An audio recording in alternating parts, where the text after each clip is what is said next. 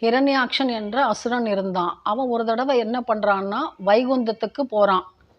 அப்படி போயிருக்கும் பொழுது, ஸ்ரீமன் நாராயணமூர்த்தி வெளிய இருந்திருந்தாரு. அப்போ அங்கே இருக்கக்கூடிய பூமி தாயானவளை அவன் கவர்ந்து கொண்டு வந்து விடுகிறான். அப்போ அவள கடலுக்கு அடியில அவன் மறைச்சு வச்சுடுறானாம். இத கேள்விப்படுற ஸ்ரீமன் நாராயணன் என்ன பண்றாரு, வராக அவதாரம் எடுத்து பூமியை தோண்டி பூமி தாயை காப்பாற்றுகிறாராம். அப்பொழுது பிறந்த பிள்ளை தான் நரகாசுரன்.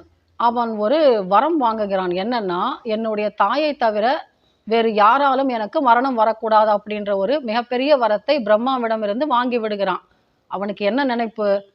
தன்னுடைய தாய் யாராவது தன்னுடைய மகனை கொல்வார்களா? அதனால நமக்கு மரணம் கிடையாதுன்னு அவன் ரொம்ப உறுதியா நம்பிக்கிட்டு இருக்கும் பொழுது, கிருஷ்ண அவதாரத்துல என்ன நடந்தது? பூமி தாயானவள் சத்யபாமாவாக பிறக்கிறாள்.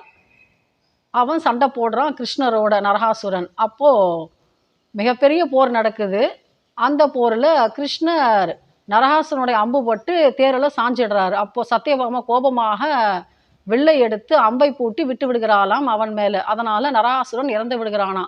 அப்ப இறக்கும் தருவாயில அவன் கேள்வி கேட்கிறானா, "அம்மா நீங்க யாரு?" அப்படின்னு சொல்லும் பொழுது, சத்யபாமா சொல்றாளாம், "நான் பூமி தாயானவள் அம்சம்" அப்படின்னு.